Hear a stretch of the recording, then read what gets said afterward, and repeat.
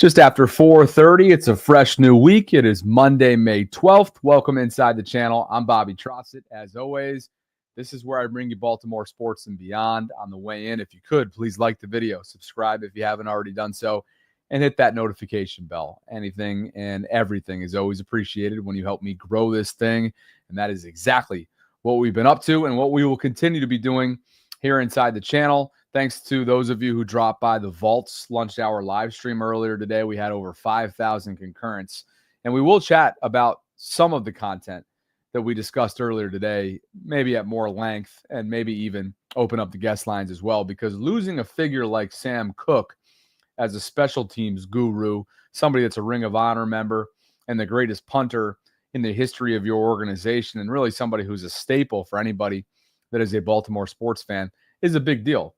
What may have led to that decision and why did it happen so quietly, I should say, remains to be seen. But we will discuss that in just a bit.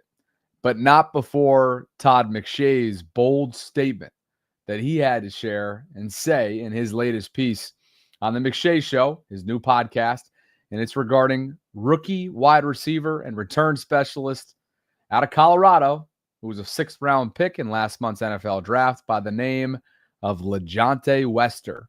That in just a second. But first, the annual schedule release is unveiled on Wednesday evening. And to celebrate, Sarah and I, of course, will be live in our usual format coming up on Wednesday night. We will be live. We will have guests. And we will have a giveaway courtesy of Primary Residential Mortgage. You can get a head start on putting yourself in position to be the winner of this giveaway, which this year is a $100 Fanatics gift card that you can use if you win, that goes directly to Baltimore's team store. Pretty simple to enter. You see the instructions on the screen right now. How to get there? Open up your Instagram app, PRMI Mid-Atlantic, or just click on the link that I have included for you as a pinned comment right now in the live chat. So thanks to Primary Residential Mortgage for the support. And thanks to all of you in advance for the viewership and also the support that you'll give us coming up on Wednesday night. One of my favorite events all year long to cover because, well, you get to schedule your fall, hopefully an international trip sprinkled in there perhaps. You know, Lamar is going to be maxed out when it comes to primetime viewing. And when will that Buffalo rematch be? Because I'd have to think that if I'm the National Football League, I want Buffalo-Baltimore in a rematch, the divisional round on primetime, you would think. On to Todd McShay. He had this to say about Leonte Wester, where he fits into the Ravens wide receiver room, how McShay views him, and then just in case you need a refresher on the back end of this clip, we will talk a little bit about Leonte Wester, who transferred to Colorado to join Coach Prime and their program at CU Boulder prior to a fantastic, that followed a fantastically productive career at FAU, Florida Atlantic, where Willie Taggart at one point was the head coach of. So we'll talk about Wester in just a bit.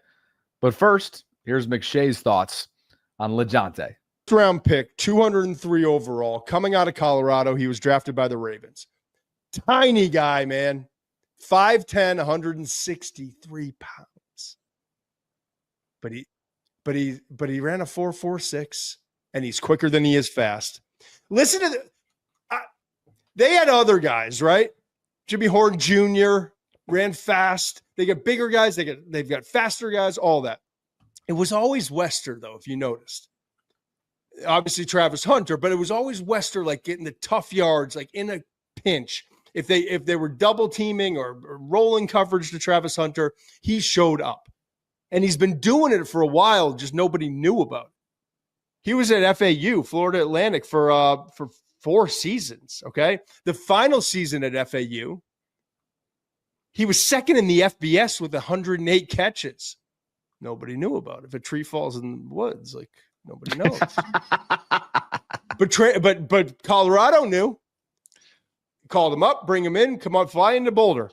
13 games. He played all 13 games. 74 catches, 931 yards.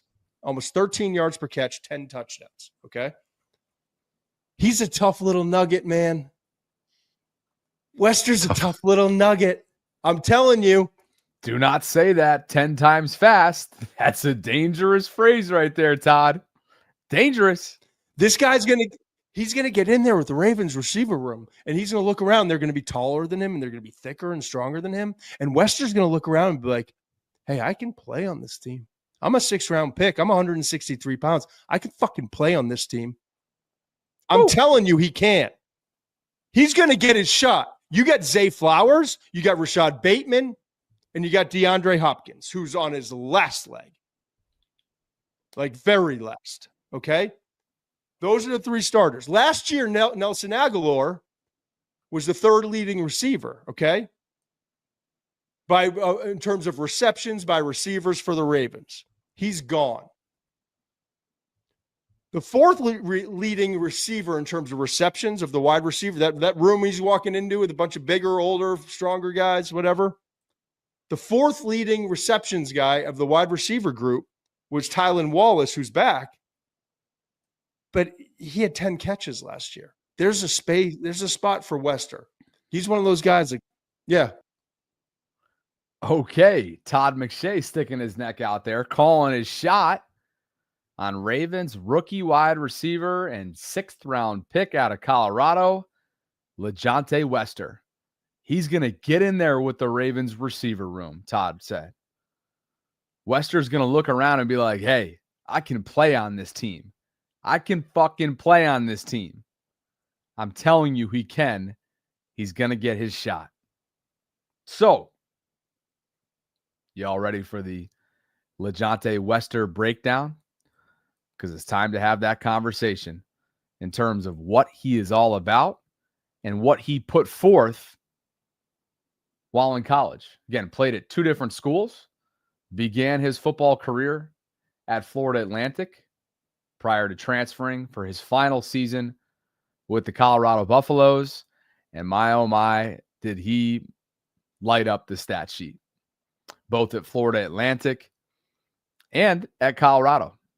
Narrowly missing the 1,000-yard receiving mark a season ago. And yeah, there were some other mouths that needed to be fed, obviously, within the confines of that offense, like a Travis Hunter and, of course, Shador under center. But look at what I have highlighted here. His 2023 season at Florida Atlantic was just special. He had 108 receptions. He had over 1,000. Over 1,100, I should say, receiving yards. And he's got the big playability.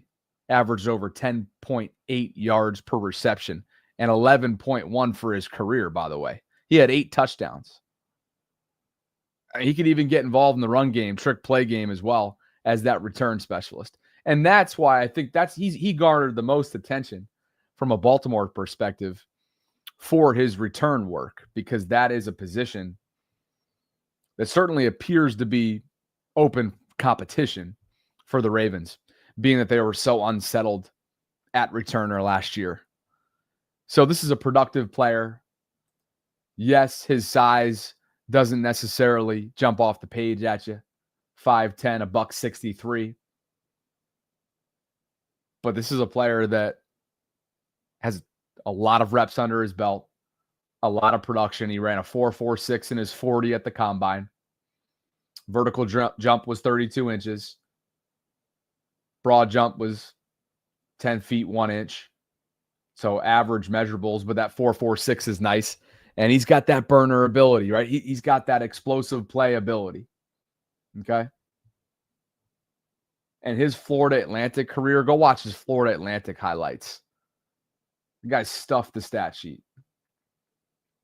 Lance Zierlein's overview of him referred to him as an undersized slot target with good speed and above average production.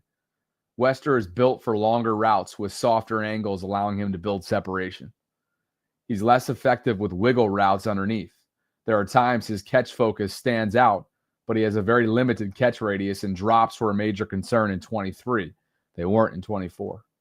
Colorado's scheme and surrounding talent created some easier looks for Wester, but his big play potential from the slot and as a punt returner should give him a chance to make a roster. If this kid comes out, shows up and shows out, this offseason, including at training camp, shoot, don't be surprised if he finds his way not only onto the 53-man roster, but should he potentially have a chance at chasing after some of Tylan Wallace's reps towards the back end, in the back half of that Ravens wide receiver room. I know Tylan somewhere, he's not pleased, or Manny's somewhere punching air right now, and I get it. I got a lot of respect for Tylan, but I also know that the more competition you bring in there, the better. And it brings out the best in competitors when that happens. Here's a look at last year's Ravens wide receiver room by the numbers if you needed a refresher. Zay, of course, led the way. First homegrown Raven that they drafted to reach the 1,000-plus yard mark and subsequently getting a Pro Bowl nod. Bateman, of course, which became a career season for him, breakout season, 756 yards receiving, those 9 touchdowns, a career high. His previous total was 4 in the previous 3 years combined. Mark Andrews, after a slow start, still finishes with 673 yards receiving and 11 touchdowns. Likely chipped in, of course, as well. How about Justice Hill outproducing Nelson Aguilar in receiving yards? You knew Nelly wasn't going to be back.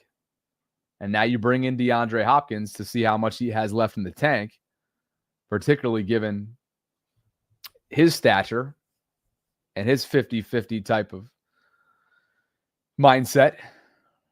Contested catch winning guy. How much does he have left in the tank? Obviously, there's a big question mark about that.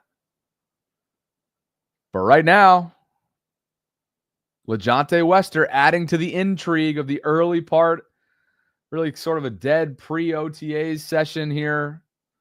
Intrigue of the offseason. What can Leonte Wester bring you? And will any of it be outside of the return specialist work? Because I think a lot of people have written him in ink at this point that that's where he's expected to be and make his biggest impact. Time will tell. But there he is. Todd McShay and others talking up the Ravens rookie from the 6th round of last month. On to the other piece of news, and there he is, of course, with his Instagram story the day of the draft, letting Lamar know he's on the way. Hey, it fit right in. It's got that Floridian blood, too, so you already know South Florida is like a prerequisite in terms of what you need to be on Baltimore's roster. But the other piece of news that perhaps isn't getting a whole lot of run is the fact that Sam Koch, longtime punter in Baltimore, Super Bowl champion, 256 games played, which is a franchise record. His career spanned 16 seasons. He's a Ring of Honor member. And he has been working closely with the special teams department as a consultant, as an assistant to Chris Horton, and working closely with Jordan Stout, who, of course, was his successor at the punter position, who the Ravens drafted back in 2022 out of Penn State. Sam is no longer with the organization, and as Jeff notes, it's a relatively quiet parting of ways. Jeff wrote, the Ravens don't traditionally announce coaching departures, but I've confirmed that former assistant special teams coach Sam Koch is no longer on John Harbaugh's staff. He'd been working primarily, as I mentioned, with Stout.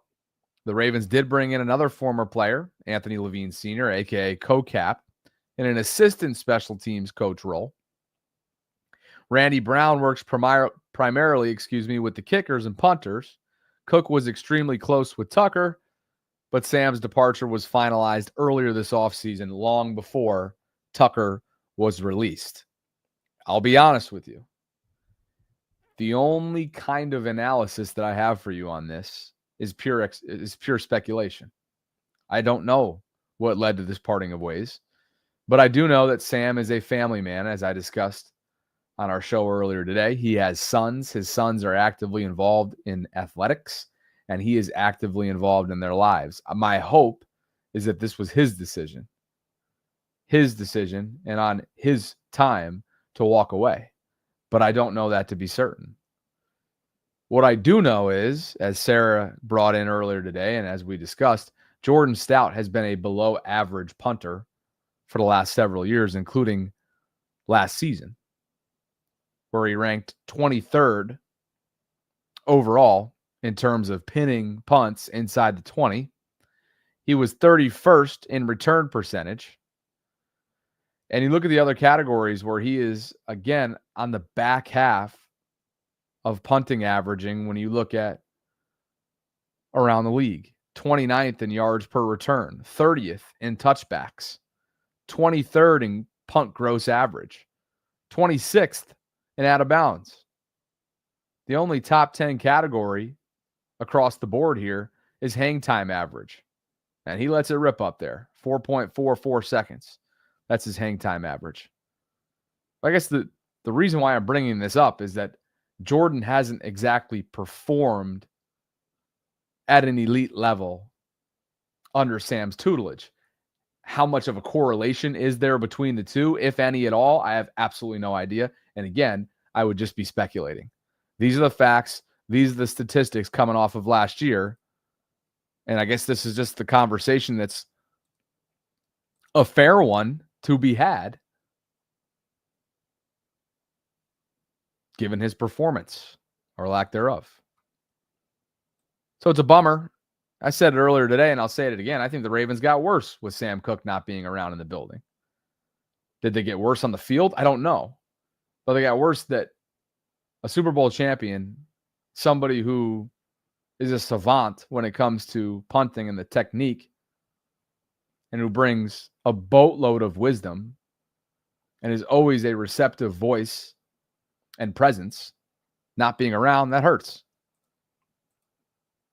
And talk about a change in guard, with Justin being released, Morgan Cox no longer being in Baltimore for the last several years, with Nick Moore as the long snapper, and now Sam Koch and the Ravens parting ways from the assistant position that he held in recent seasons. It is almost a clean slate. And from a special teams perspective, given how that unit tends to decide games here and there, particularly in division, particularly in the playoffs, particularly in close contested games in cold weather environments, that's a big deal.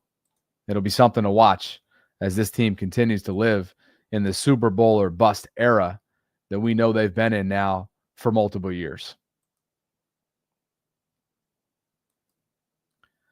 Schedule release coming up Wednesday night. You already know your opponents, and the question becomes, when will those games be played? What time will those games be played? We'll figure it all out on Wednesday night. And outside of the division, Baltimore will travel to the following locations: Buffalo for a rematch of the divisional round playoff game last January, Miami, Green Bay, which I know is going to be a popular one just given Lambeau and how iconic of an environment that is, Minnesota, and Kansas City. So Buffalo, Miami, Green Bay, Minnesota, and Kansas City are your away sites outside of the division. And then the same at home, they will host New England, the Jets, Detroit, Chicago, Houston, and LA, meaning the Rams. So I ask you, if they will indeed max out the Ravens once again when it comes to primetime coverage, which ones will be the primetime games? I'll pull up last year's schedule so we can play comparison. All right, let's see.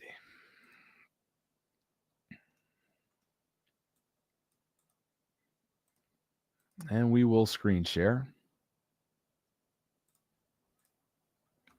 And we all know what happened in the postseason. We won't relive those memories for any of you. But, of course, Kansas City was opening night in a rematch of the AFC Championship game. That was a primetime. Dallas was a 4:25, so that does not count. Buffalo was a primetime game on Sunday Night Football. Tampa was a Monday night game. Was this one right here? I don't think this was, right? Was 41-38? I don't think so. I want to say that was a 1 o'clock game. So Kansas City is 1 Thursday night game. Buffalo is 2. That was Sunday night. Tampa Bay was 3 because that was a Monday night. So that's 3. Cleveland, Denver, Cincinnati, Pittsburgh. Los Angeles is 4 because that was a Monday night.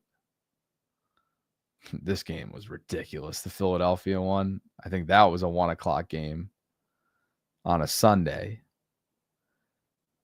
Let's see. Houston on Christmas Day was a prime time, or excuse me, standalone. That's 5. Am I missing one other? Was this one? Right now, I have 5 games that were either primetime or standalone. Kansas City, Buffalo, Tampa Bay, Los Angeles, and Houston. Am I missing anything else? Okay. So Philly was 425, which is correct. But I don't think I've missed anything else. Anyway, the reason why I'm doing... Oh, thank you. The Broski's 420's got me. Thank you. That's right. The second Cincinnati game was a Thursday night, which I just skipped over because I'm tired and I've been up since 5. Because I love my new schedule and I feel like I'm in the best shape of my life right now. That's a conversation for another day. Yes. So 6 games that were either standalone or primetime, meaning 5 were primetime and 1 was standalone, given the Christmas Day formatting, which was on what? Netflix, or what the hell was it on? Amazon, Netflix, whatever the hell. So now let's go back to the slides and figure out what's going to be what. If they mirror what they did last year, again, the Ravens are looking at 5 primetime games and 1 standalone game. Okay. Here's what I'm thinking. Buffalo and Kansas City are absolute for sure that will be in primetime formatting. Can we all agree? Kansas City and Buffalo. That's 1, 2. 3, I'm going to give one to Pittsburgh, I think. I'm going to do 1 to Pittsburgh. That's 3. 4, I'm going to go with Green Bay. And the reason why I'll do Green Bay is because it's Ravens Packers, and it's an opportunity to put Lambeau, one of the most iconic venues out there in the entire National Football League, in front of the spotlight. So that's 4. And what would be my 5th primetime game? I'm tempted to go the Rams route. But Cincy, they may want Burrow and Lamar. And that's kind of making me want to sub Pittsburgh out and fill Cincy in because we don't know who's going to be quarterbacking the Steelers. So I'm going to go ahead and do that. So I'm still at 4, but I just replaced Pittsburgh with Cincinnati. Okay. So still at 4. The 5th, I'm tempted to go the Rams.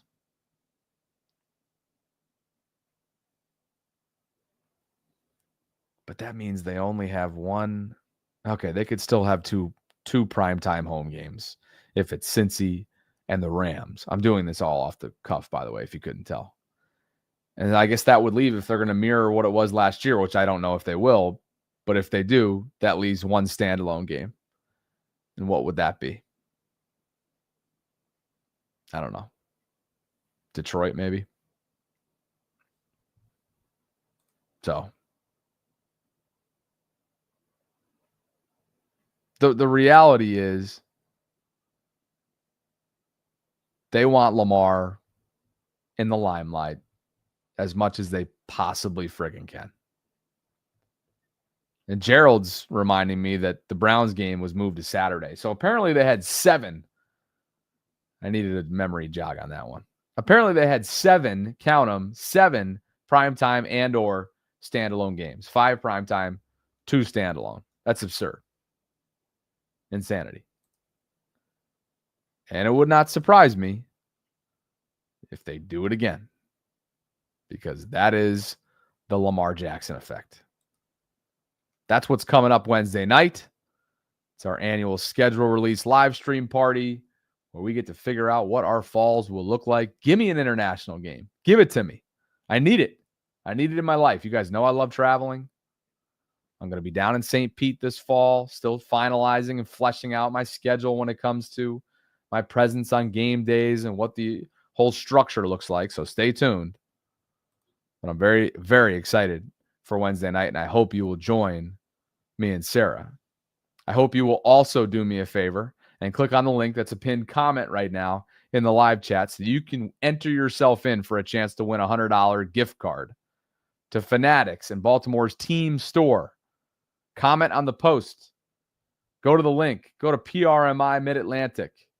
Do yourself a favor. Do me a favor as well. Comment on it. Follow the account. Subscribe to the Vault on YouTube. Turn the notifications on. Like the schedule release video. It's super simple. Would love for you guys to support Primary Residential Mortgage. They were kind enough to throw this into the pot. And ultimately, it helps out my channel as well greatly. So thank you. What the hell's going on in the Bobby Baltimore Discord server? Shall we give that a check? It's the 24/7 hub for conversations surrounding Baltimore sports. And there is always chatter. We're over 800 members and counting. Let's see. Holly gave us an update. No, I did see this. What a bummer about Jeremiah Owusu-Koramoah. I think Derrick Henry really did a number on him last year, if you guys can remember. But it sure looks like Jeremiah's year is all but over. Maybe I can just say it is over because there you have it. Andrew Berry, GM of the Browns, says he's not going to play football during the 2025 season. What a bummer. He's a hell of a player. But I would love for you guys to join the Discord group. It's a 24/7 hub for conversations surrounding Baltimore sports, and it is free to join. We talk a little bit of everything. Ravens football, Orioles baseball, Caps hockey, Terps, everything across the board athletically. General chat, announcements. You get a welcome update, just like AK did, who became my 814th member. NK Johnson, 95, became 813. The Greatness, 812, so on and so forth. Kovalov, love this. Absolutely love it. Oh, this is James. You guys remember James? I did the smelling salts with him at that Be More Around Town tailgate. I know, I remember. I'm still coming down off that shit. Friggin' that high is real. Like shoots you right up and you just, let's go. Was ready to absolutely rip it. So yeah, go check it out. Appreciate you. And to be quite honest with you, I am doing a steak night with sweet potatoes. And what's my third option? I got a couple sirloins. I'm going to do sweet potatoes in the oven. And what else do I want to do? Broccoli? Either broccoli or Brussels sprouts. One of those two. That's the plan. Asparagus? Teal, you want to come over? Let's go. Got some orange smashes that I got to drink. God, I just hit a wall right now, too. What the hell is going on here? This new format for me of getting up in the morning is But I love it, though. I love starting I've been so we've had such a productive off season. I'm really thrilled about everything that we've accomplished. And hopefully the merch line will be coming up soon. I'm just excited about what we got coming up. So, Smitty checking in. Red meat and whiskey. Chef's kiss. I like a good Cabernet, glass of Cabernet prior to the steak. Trying to think if I have any Bobby Bachelor content for you guys. Do you have any questions? Any questions for me that you need answered? And if so, what are they? Yes, I kind of glossed over my move to St. Pete earlier today. We'll have more on that in the coming weeks. My stuff is going into storage. here in the Baltimore area. Thrilled to be partnering with Morningstar Storage, which is in Canton, right past Canton Crossing. Really nice building. It's all heated and air conditioned when it needs to be. I think I got 17 by 10 room or something like that. I mean, big space for me. So all my stuff's going in there. I'm going home to upstate New York for the summer. I'm going to continue to work on my mom's house. Thank God the painting got done last year. From there, I'm going to work remotely from her basement, stay super busy. Our annual dark period is the first week of July. Sarah's going to be at the lake with all of her family. I'm going to be wheels up to frickin' China with my brother for a 10-day backpack. I'm bringing one backpack, one pair of shoes, a couple different outfits, and we are backpacking Asia together. I don't know where yet. I haven't booked anything yet. I think I'm going to fly into Hong Kong. And then from there, we're going to go to, do you guys remember Michael Downey, by the way? My fellow YouTuber friend. He's a little bit bigger than me. He just hit 1 million subscribers the other day. And he was the one that I did some voiceover work with prior to starting my channel. But his channel is called Downey Live. He goes around the country documenting trains and adventure travel types of vlogs. It's incredible. So my plan is to do that. And then September 1st, then we got other family events that are going to require me to be in the Northeast.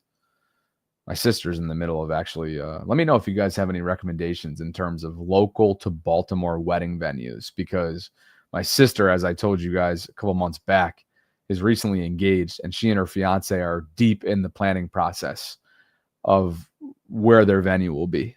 So if you have any recommendations in the greater Baltimore area, including Baltimore City, wherever you might suggest, and that you've had firsthand experience or secondhand, we will take it.